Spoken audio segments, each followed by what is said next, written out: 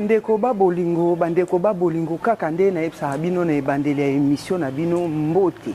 Mbote ya mingi Mado Shako TV officiel. Balobi parole sacrée Edino TV bilengi panza sangwa Congo mais à panza rapé mayele. Quand nde na yebisa bino c'est toujours un plaisir pour votre Mado Shako la Doliprane de la presse de vous accueillir na émission na bino o balobi boyebi bosolo toko yambela bino ka o bino bolobi ya bino moko pasteur Gédéon Wabisben pona kosola makambo o etali Congo oza congolais na congolais donc etali yo etalinga tosola makambo ya mokonzi na biso babi tata nzambe o ya kombo ya Yesu Kristo Masia ya lobi eza Yesu te tout nae pona nini eza Yesu te. Pasteur Wabisben Gédéon Musiana o binomo bolobaka ya binomoko bonjour. Bonjour maman Mado Shako. Boni. Nzamba zobatela ndengo zomonaka. Nzambe nini? Jésus-Christ de Nazareth? Non, le souverain Seigneur Ya. Le souverain Seigneur Ya. Ka yende Jésus-Christ de Nazareth. Bon. Jésus-Christ azali souverain. Jésus-Christ est souverain puisque Jésus-Christ est ali falsification. Omone loko moto ayibio ya koyiba. Moto eloko moto ayibi ya koyiba tanga falsifier eza lisusu na netanango pureté. Eza na etanango originalité. Donc Jésus-Christ est ayete puisqu'il y a plusieurs Jésus. C'est pour cela que non, il faut préciser que non, les souverains Seigneur ya puisque Nzambe azalaka vraiment na komboteneti nous les imeto zanango. Mais ngana lobi ke eza lokuta. Jean 3,16 et Ebisibiso Boy que Jésus-Christ aza fils unique. Yo bengi na kombo ya ya. Ezali lokuta. Pour Luc 38 et Ebisibiso que babengi fils unique. Est-ce que c'est vrai ou faux? Moi, Jean 3,16 ils ont précisé que non, car Dieu a aimé le monde, il a donné son Fils unique, afin que quiconque croit à lui ne périsse point, mais ait la vie éternelle. Bon, dès qu'on précise, on a ils ont précisé que non, Adam a fils du vent. Mais aux hommes, on a maman a d'autant bazolo ba fils unique, et ça tient à sens autocollo ba kenon lokola nzambazana mwana moko. Non. Déjà, tant que le fils unique, fils de Dieu, fils de divin, il faut comprendre la parole, puisque sa parole est prophétique. Expliquez bien ça. Donc, fils unique, c'est le temps que corps yamado. Corps est uniquement pour nous. Le fils unique, le fils, c'est le corps. Quand on dit que non, le fils unique de divin, donc corps unique, il y a divin. Exact que non, bana oyaboti, exact corps unique, il y a divin. Ça c'est le fils unique de Gédéon. Le fils unique, donc, ils ont parole, codé parole prophétique. Nous autres, ils ont uniquement pour nous. Nous autres, ils ont uniquement. Il y a un Zambé. Non, nous avons que tant que fils unique, non, puisque déjà il faut comprendre le contexte. Il y a phrase. Malobé belé dans la Bible, mais sous c'est prophétique. Alors si on comprend dans Ngomabé, on peut interpréter Ngomabé. Puisque sur le fils unique de divin. Or, Nalik va préciser que non Adam, fils de divin aussi. Fils de divin par rapport à quoi? Puisque na tour ya Adam ezali par rapport puisque Adam n'a pas pati azana mamati après création ya Nzambe donc moto a créé mbalamoko a péché Nzambe. Or nous les autres humains donc tobimi na pour création. Mais n'est-ce pas dans quelques émissions que nous avons eu à faire ensemble au préciser que Jésus-Christ a le premier Adam? Non, Jésus-Christ a le premier Adam na spiritualité. Mais a le second Adam na physique. Na physique, ok. On comprend. Donc a le premier Adam na spiritualité, na création de ton existence. Mais a le second Adam na physique. D'accord. Mais yebisanga papa, question ana wayambo première dame to profiter ko pesa mbote, c'est au début de l'émission mais na pesi mbote makasi parce que abandai ko komi tuna. Pe abandai komi ko se lamenter par rapport à cela. Abi, est-ce que ko prier sans foulard et péché? Maman Mado, prier sans foulard, ils ont péché. Puisque la première foulard, selon Bible, les alliés sous qui nous ont fait 6 mois. Non. Déjà, au moins, l'élo, tango, na l'église, l'élo, makamé comme un peu, comment makamé na mandenge mususu. D'accord. Donc, déjà, le première des choses, première foulard, au monde à kaya moi si, ils ont cheveux naïe. D'accord. Cheveux naïe, ils ont le la voile. Zomona. Babignon voile. Foulard, il faut comprendre que nos foulard de côté, n'attend il y a colonisation, esclavagisme. N'attend esclavagisme, n'dé ba côté sans foulard. Foulard et outil na Bible était. Bible zolbe la voile, Bible zolbe la foulard était. C'est deux choses différentes. Donc il y a foulard, il y a le voile. Alors, ceux qui ont moins, c'est ça pour servir le voile. Il y a un moment, moi, si ceux qui m'ont baliné à Koufi, il faut déshonorer. Il faut qu'on kataye souki. Donc, l'ongolier honneur, wana souki, ça honneur à moi aussi. Donc, mais pourquoi voilà. Il faut qu'on kataye souki pour mobali à Koufi? Est-ce qu'il y a un monde qui mobali qui est de l'eau là, toi, non, mais au moins, souki na yo, tango bali souki na yo, ça pour représenter le honneur pour na mobali na yo. Zomona, et ça honneur pour na mobali na yango zomona que non apôtre Paul a précisé. Alors bi que non ce qui moi na moi ça na sukité na moto, il faut akanga eloko na moto pour na il faut couvrir moto na ye. Non mais chez ça peut bien. Mais chez ça bien te. Mais chez ça bien, mais chez ça la bien dégagé. Wana tokoye la sujet wana sima parce que on se comprend, il y a un petit peu de confusion. Origine il y a foulard. Et puis ça a confusion makasi. Na par rapport à quoi? Et bandi nanu na bakimbangiste. Balobi keza mama mwilu. Mama mwilu mutabanda ki makambo wana foulard. Mais pas ba chrétien balobi eza biblique. Yo siko lobi ni neza mama mwilu to eza biblique. Maman Domoni na si je dirais ceci. Maman mwilu, tant mazolo ba maman mwilu, maman ceci donc maman mwilu la banda foulard.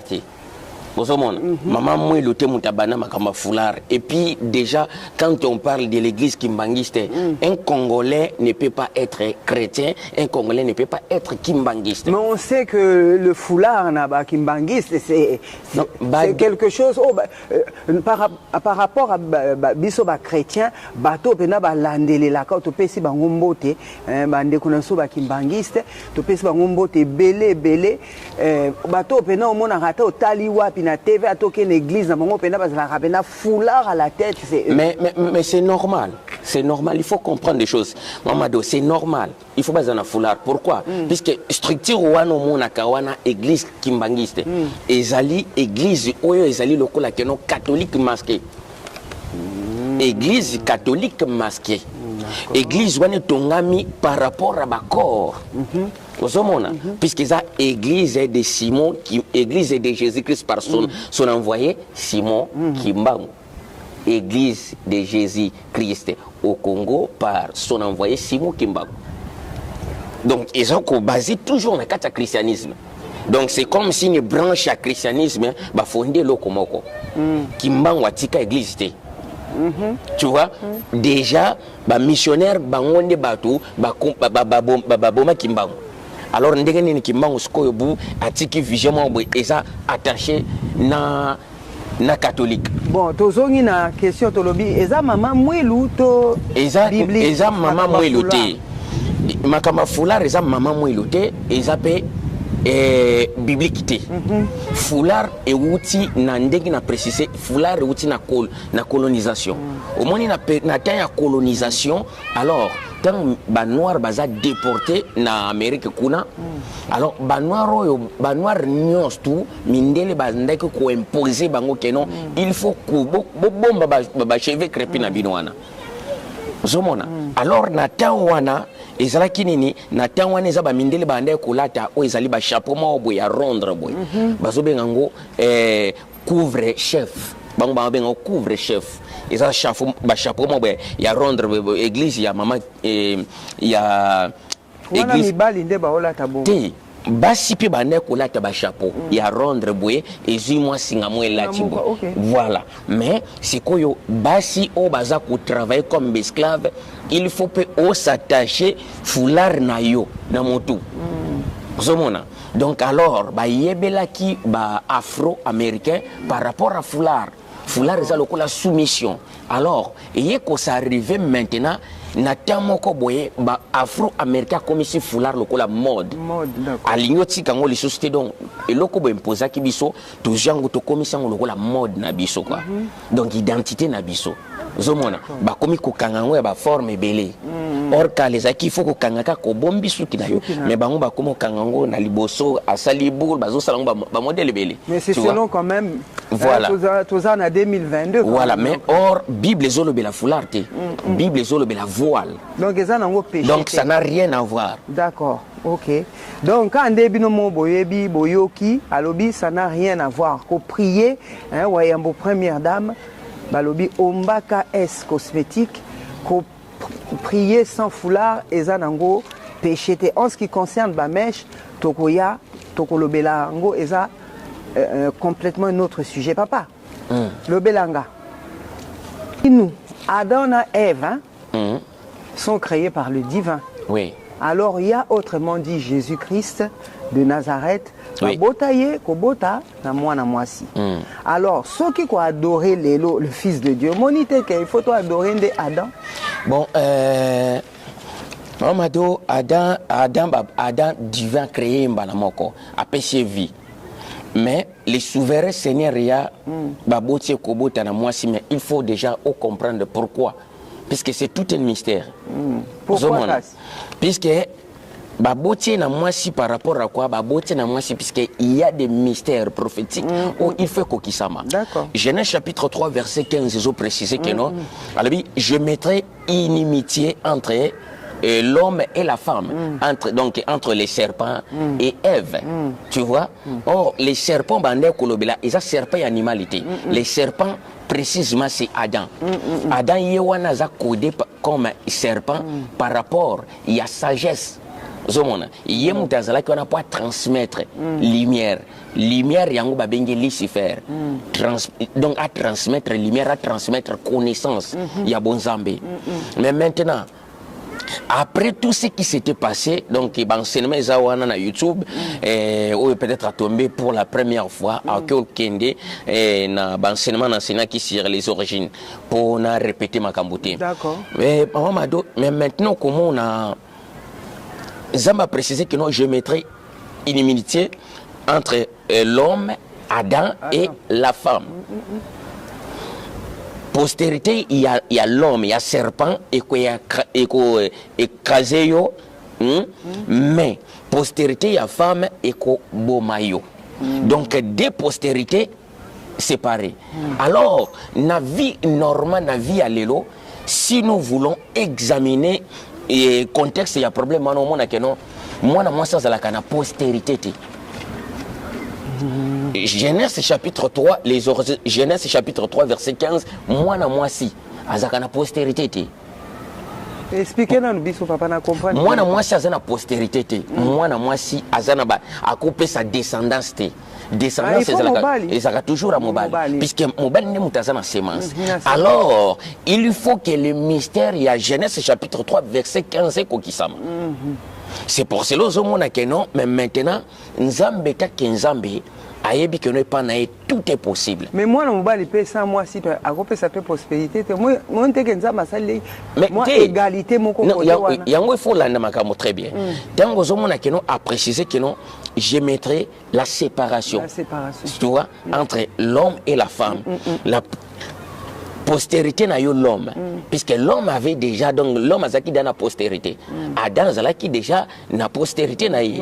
Les hommes ils ont commencé à se multiplier, source donc au tobenga progéniture les Adam. Donc la création entière, tout être humain a c'est à moyo progéniture n'a biso to la source c'est Adam. Mais maintenant source il y a Ève ezate. Oui. C'est quelque chose d'impossible que moi si après sa sémence.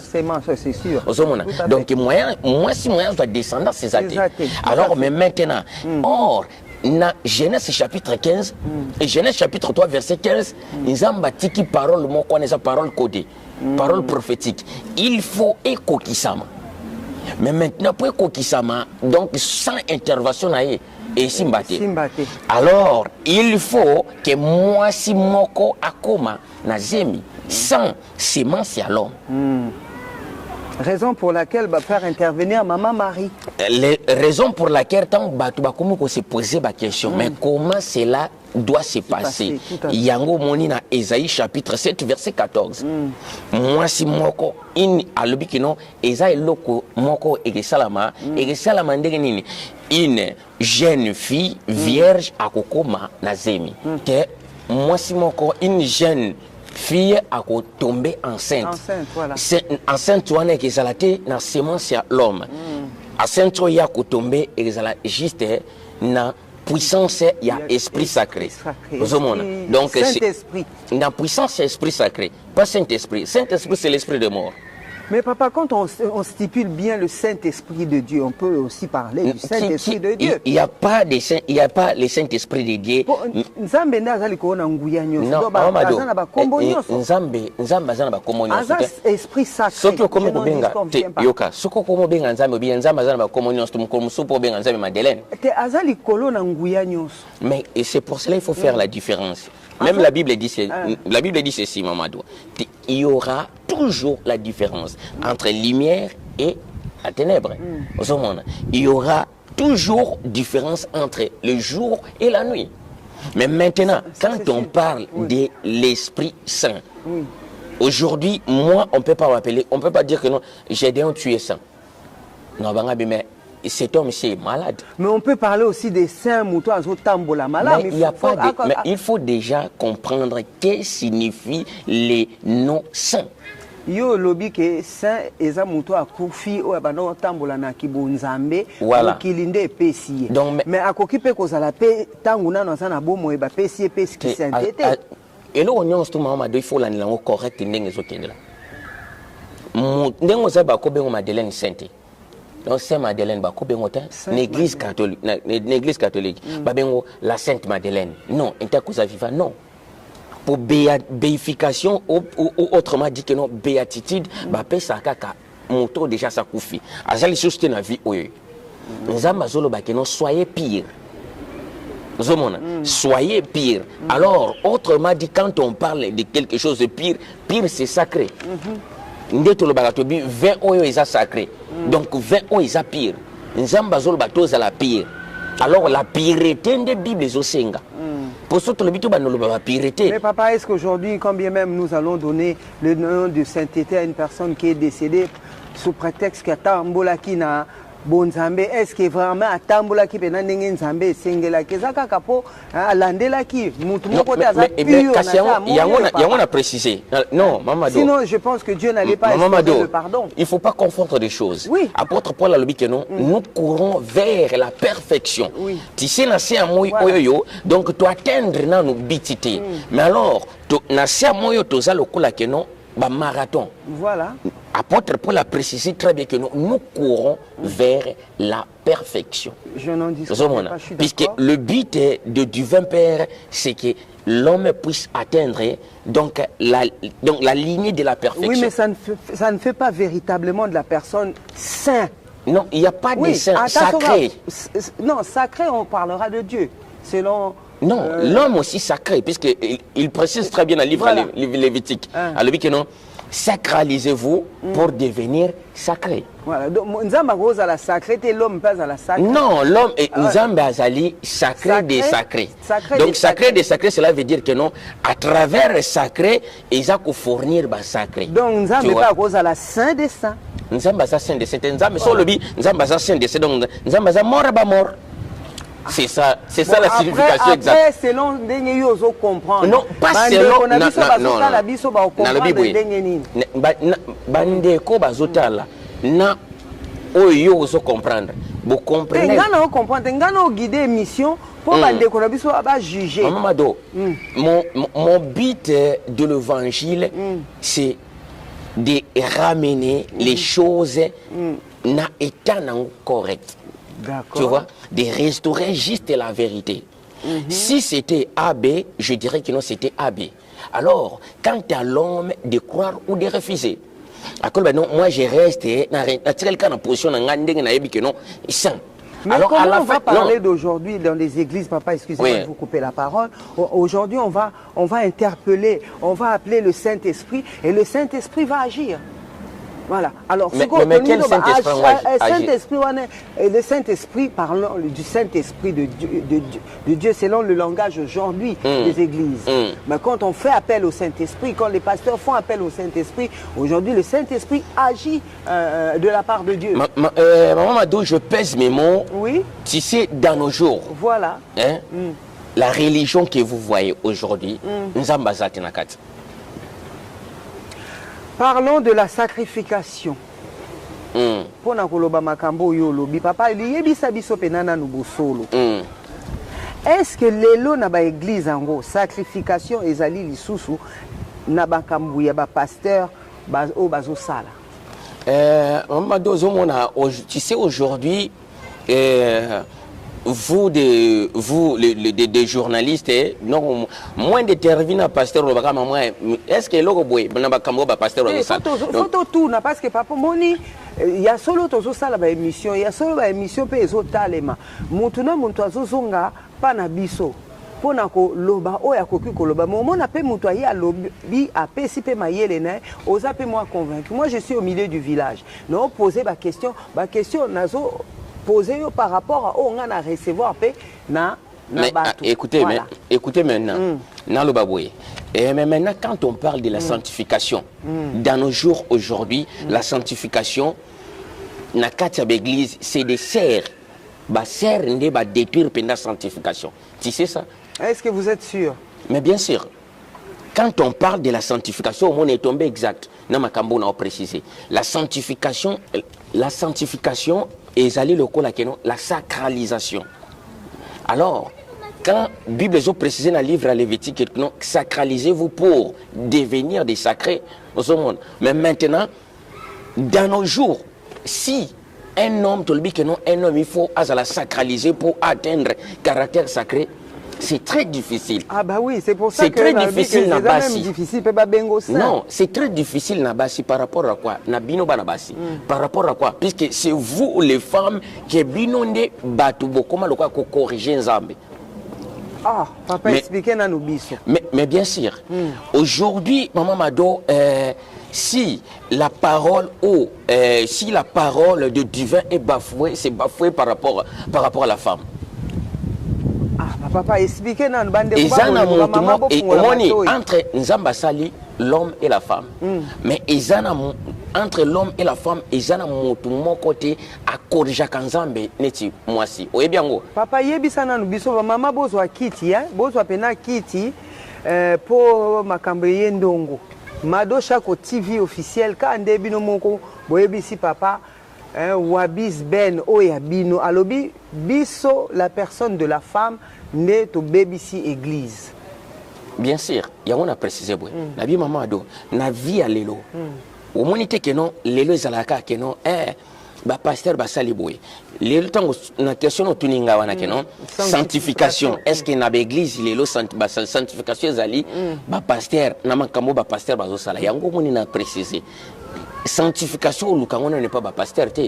Sanctification faut bando Lukango et pas yabaninga na bino bana basi. Non papa ozo viser ba maman pasteur. Nazo viser oui, nazo viser ba maman pasteur. Non parce que papa on dit les leçons au moni mobala au kende liboso il faut la nana za cacher liboso derrière elle c'est la femme. Mais, donc aujourd'hui les églises sont tenues par les pasteurs et ceux qui pasteurs azo réussir ministère donc au lingolo bakeza faut ya maman pasteur. Non maman oui, maman papa c'est ce que j'entends moi dans mes oreilles. Ce n'est pas ça.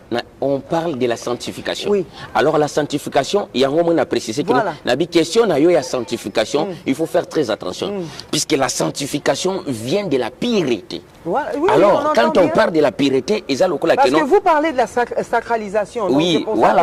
Mais maintenant, on a précisé que non, bateau et baza désacralisé, ce sont des femmes. Les femmes, voilà. Puisque les femmes baza désacralisées puisqu'ils sont là pour corriger même les âmes. Moi, je parle des pasteurs. yo le beli ba cité na lobi ba pasteur. Yo le beli ba qui dit pasteur dit les femmes des pasteurs. Non, qui dit ce n'est pas des pasteurs qui détruisent. Donc c'est leur femme. Yo lobi boy. Sanctification, est-ce que sanctification est en église? Ngana bi mais tant que tu as la sanctification. Makambu ya ba pasteur. Na lobi te ke bandini. Il y a une différence. J'ai parlé des hommes de Dieu par rapport à la sacrification. Lelo na ba église. Makamuni, est-ce que sacrification est toujours par rapport à Makamu, ils ont les canabas pasteurs. Yo lobi keza ba basi mutu bazo bebi sa église. Ba sœur. Donc dans la Bible basi c'est être féminin. Ah, donc puisque en dehors il y a question à poser. Dans un cas question puisque yo zo tunanga sanctification. Na kati église. Na kati ba église par rapport à ba makamba pasteur ba. Maman Mado, église n'existe pas. Yo église ngana c'est église. OK, précisons. Église c'est les temples. Les temples ils ont les sous na domaine prophétique les temples longwa ya bâtiment mais les maintenant les temples comment il y a corps. Puisque nzambo bana ko fana na bâtiment pour préciser que non donc na repona parmi bino lié mokoyo nako faire résider comme bonaye. Mais maintenant les noms du vent et ça la kaisous na lié mon côté les noms de du vent te porte à kango na ker ndenga préciser que non maintenant na temps koya na ko graver parole nanga exalisous écrite mais exala écrit na kat. D'accord. Alors ce qui parole les gens à kat cela veut dire que non lui qui s'appelle la parole du divin il est à l'intérieur. Mais maintenant quand on parle dans nos jours est-ce que na église sanctification ezali ngana ke na domaine correct na église lelo soto lobi église autrement dit que non sanctuaire nzambe bateau bazo détruire que non sanctification ezati lelo eza être féminin. Être féminin par rapport à quoi bino bo corriger nzambe na ba domaine nyonso loba kaka papa ba mama baso yoka boyeli biso ba faux cheveux nzamba sali nzamba pesi bino suki suki naturel biso tozana suki na biso crépi alors bino bolobi oyo te nzamba confondaki il faut tout ça kabelo il faut tout ça ba rajout ba mèche ba plastique ba sali donc ils a déjà correction na miso nzambe c'est là que la femme s'est désacralisée nzamba pesi bino ba sili correct bino bolingi ba sili normalité bolingi ba sili ba niao vous rajoutez des trucs aujourd'hui même n'a parlons même pas il y a des cils sotali aja déjà on remarqué que non basi les hommes nzamba pesi bino manzaka so kolisa ngo utayango très bien ebima très bien obi non akosaki à confondre il faut totia bokomo tsa kutuna misusu nguma mikutu kolekana ya lion. D'accord. Alors sikoyo nzamba pesi bino nzoto correct alors ozala na derrière muke tozala na derrière ya mingi nzamba yebi ndenge ni na separa abi oyo il faut zala boy ndenge na salilo puisque yende mutata ya kabatu alors vous ne voulez pas bomoni bokomo tiana ba derrière ya plastique nzamba pesi mutu mususu tolo monene papa yo monene derrière la plastique ouais oh mais est-ce que yo peno tala rapé bien papa c'est comme il souma basi nalbia Mamadou. Yo mona ki li sou le mona ki derrière na moni ngote yo moni derrière. Mais Mamadou solo bi keno solo bi na no moni ngote o kamusa ngai moni. Yo mona ki ngote. Kasi on a so préciser na be info ezolekana. Voilà. Toutes choses ezolekana télévision. Dans nos jours ils ont loko monter ça sous caché. Nyons tu zakoni. D'accord. Bozotia bassin ya plastique. Ba silicone on connaît ça to yebia ngo to soyo kango bu misusu ko des autres ça la ba retour ba rechite zo pesa ba cancer alors to lo ba sikoni na mobali na mwana mwasi alors qui est le plus abominable na miso nzambe nana zo corriger nzambe trop na question no tuninga ya sanctification mon papa siko ngape na kozong c'est sous question olobi na koki ko contredire yote parce que ozoloba bande ko ba bolingo ba ko juger pe na plupart makambo lobi oza vraiment na raison mais mwana mobali devant nzambe a changer eloko côté ce qui se ko lobela côté abana mibali bon sona lobina lobela côté abana mibali na lobela ka ba oba koma lokola ba PD mwana mobali ya akei ba changer peut-être forme nzoto akomi na lokola mwana mwasi wana a corriger nzambe papa na péché oyo lobi pona bon Nzamba lobito jugé to condamné et vous avez extrêmement raison de condamner. Na péché o etelemi liboso mwana mwasi kotia suki basil ko bakisa banini bon ça tozo lobela peut-être pour toza na 2022 et puis le péché surabonde. C'est qu'on a oyo ou tu papa kotia tekino 2022. Non na lobi pour to lobela sko Nathan.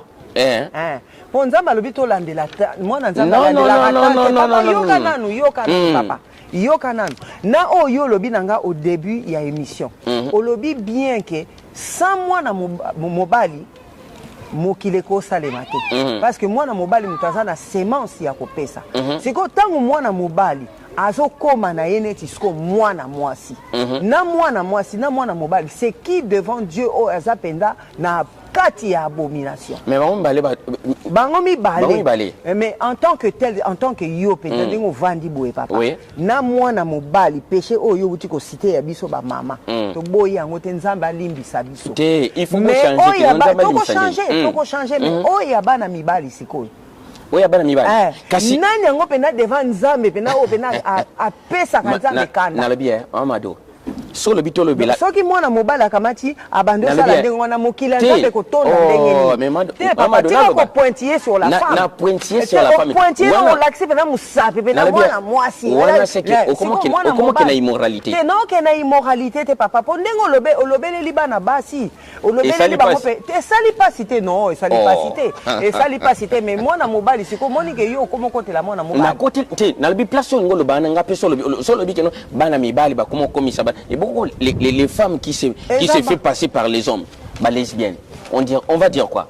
Bon, après Sikoyo, reste à nos abonnés de juger le pourquoi. Les problèmes à Neke, il faut, maman Madoko, ça ma cambo correct. Aux hommes à l'église, les lots, aux hommes à l'assemblée, les lots, au tambola, il qu'on y a daté, dans le domaine que non, il y a sanctification au tango.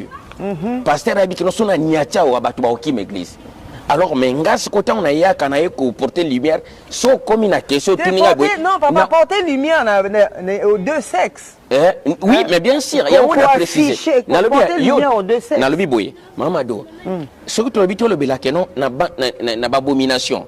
Bana mibali bazokuma bana basi pe misus bazokuma ba mibali. Donc les autres bazokuma ba PD, les autres bazokuma ba lesbiennes. Il y a on a le c'est le mal qui surabonde.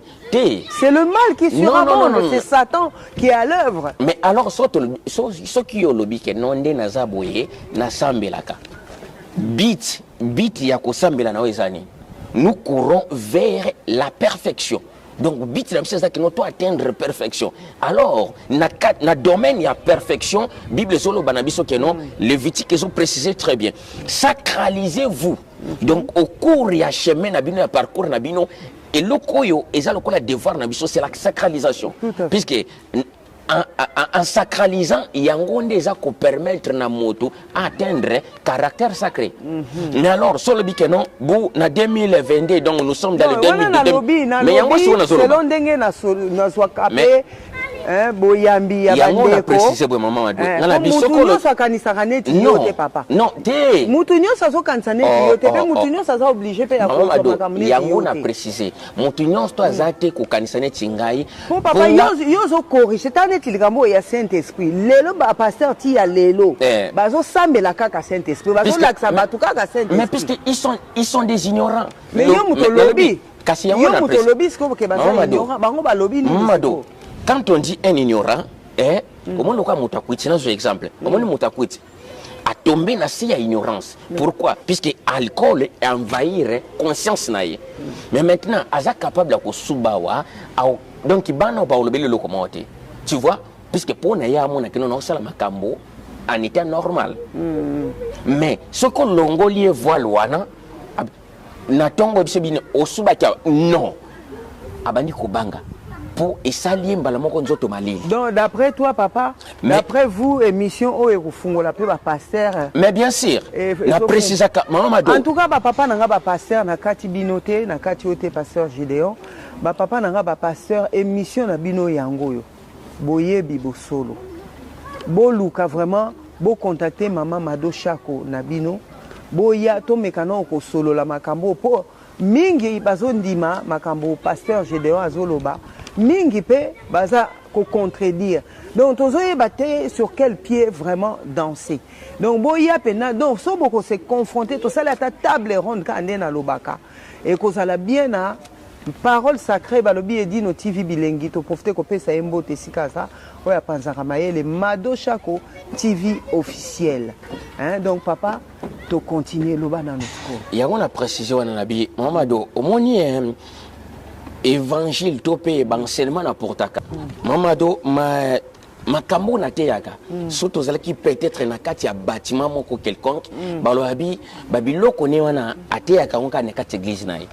Mais actuellement naza na église té église na ngeza lokola église moko publique. D'accord. Message nanga topé enseignement nanga nazo offrir na tout le monde.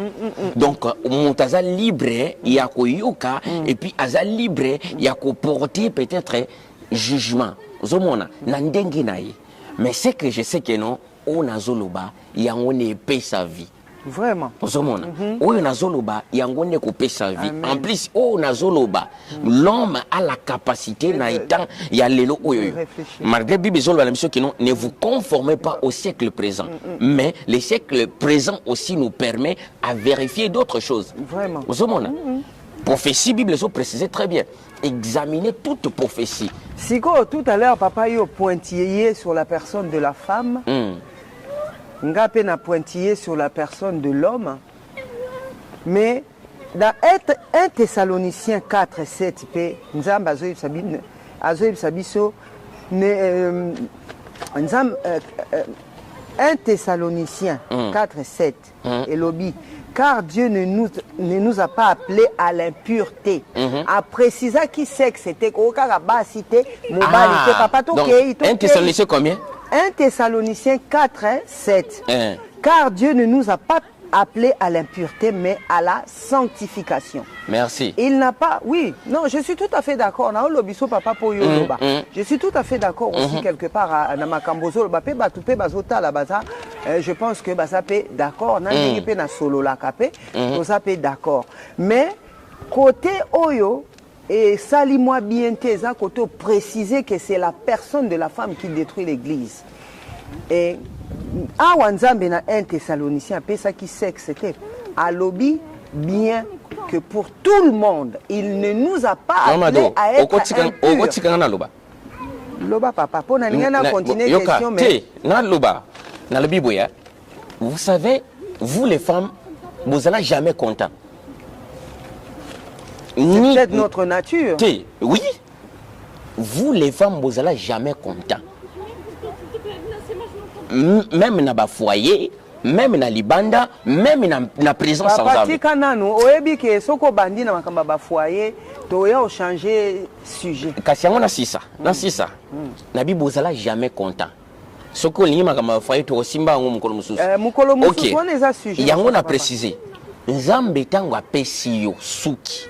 Nzamba yebi ke non na pesi mutu na mutu selon volonté na ngai. Papa no lobela 1 Thessaloniciens 4:7. Na susonga wana. Alobi car Dieu ne nous a pas appelés à l'impureté. Mais à la sanctification. Il n'a pas précisé le sexe. Mais na zolobela là je parle vraiment en général pour tout. Ngapi na zolobela na loba général.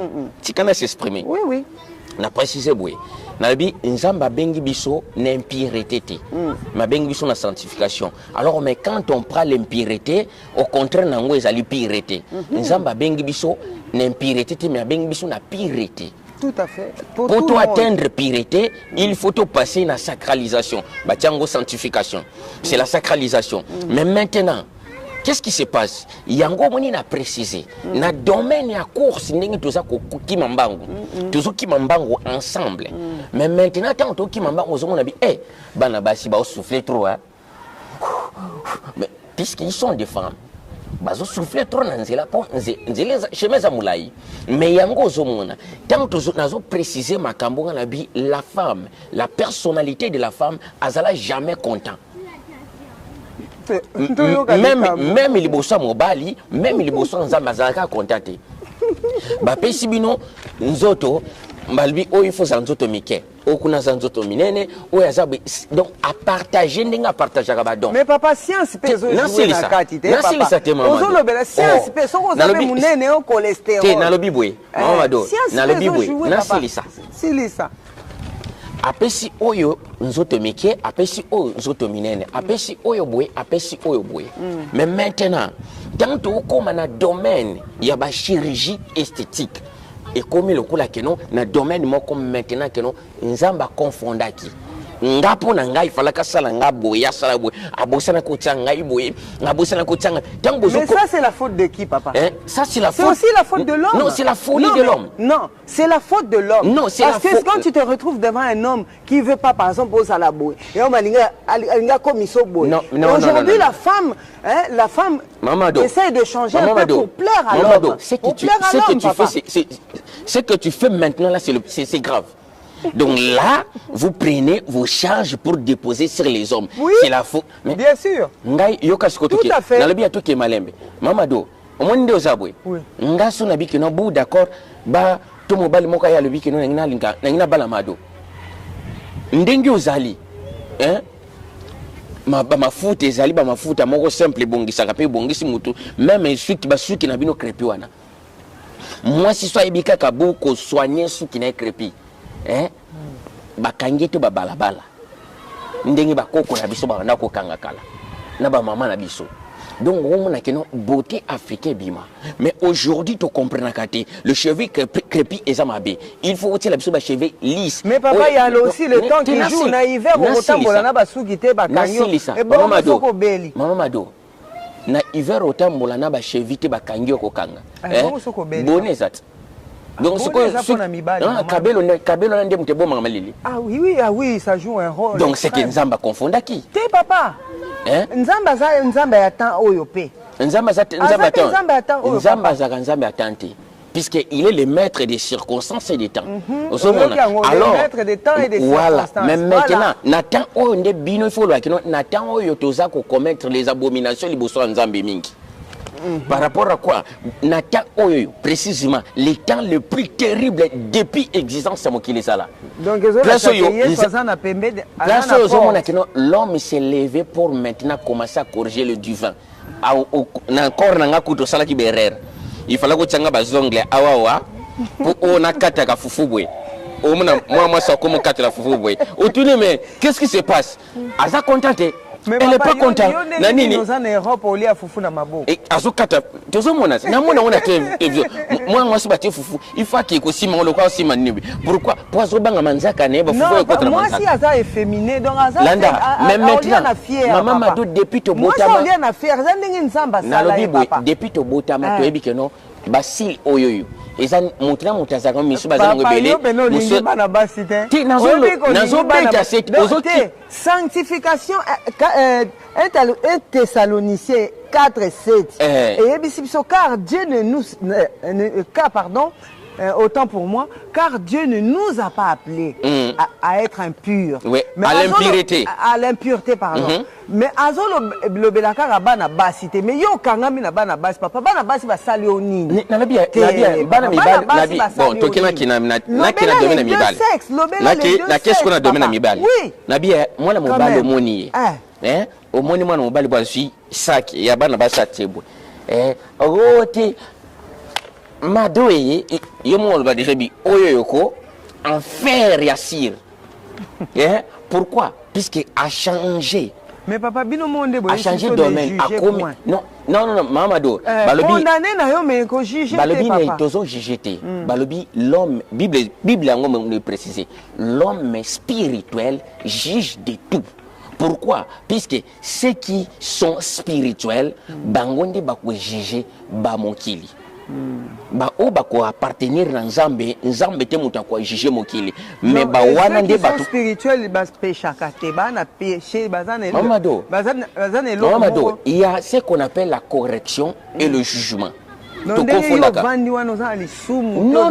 je suis Mamado même Psaume chapitre 19 faisons préciser David azolobabi pardonnez-moi na ba péché naza ko ignorer.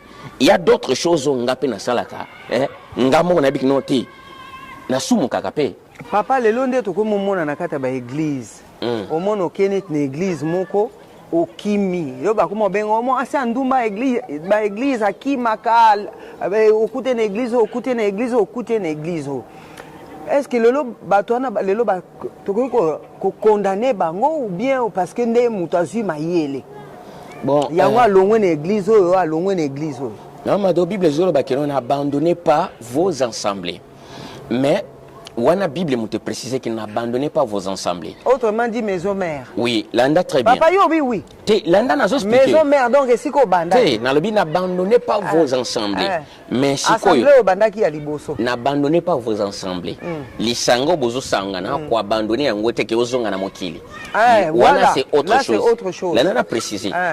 Là, c'est autre chose. Mais, tant que vous avez ensemble, au côté, puisque notre but est il y a la vérité. Puisque la vérité de moto, et ça, le traitement, il y a amnabiso. Pour bien qu'il biso.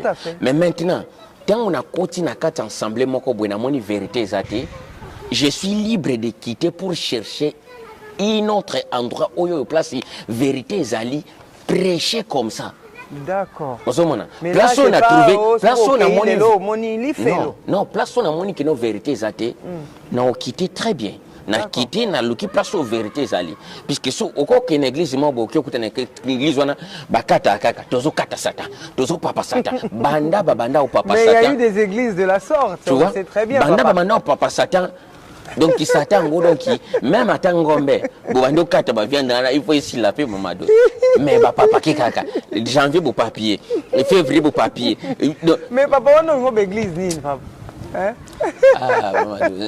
en tout cas bandeko ba bolingo émission na bino est commis pratiquement na souka hein votre émission arrive pratiquement à la fin na habité pasteur Gédéon soko za na mo ya souka ya ko bakisa par rapport à sujet autre lelo koyeba soki adande il faut to adorer parce que logiquement yenda botama na mwasi ndenge bino moko boyoki to lobeleli sanctification entre autres pasteur alobi e ba mama mutu ba memi mabe kati na mokili tangu ngana tuni ya ba pasteur autrement dit ça ba maman pasteur ou pas donc bino moko bolandela émission o soki il s'agit ya ko bandela bokoma ba appréciation bokoma ba question o bozana ngo posa bo benga pe madosha ko ba o bozana numéro na internet bo s'abonner massivement na parole sacrée Edino TV Bilengi Panza Sangwa Congo à Panza Rapé Mayele, Mado Chako TV officiel bien sûr, pasteur Gédéon Moussiana. Na habité Soki par rapport à ma camion Soto Sololi, Sokozana un mot de la fin.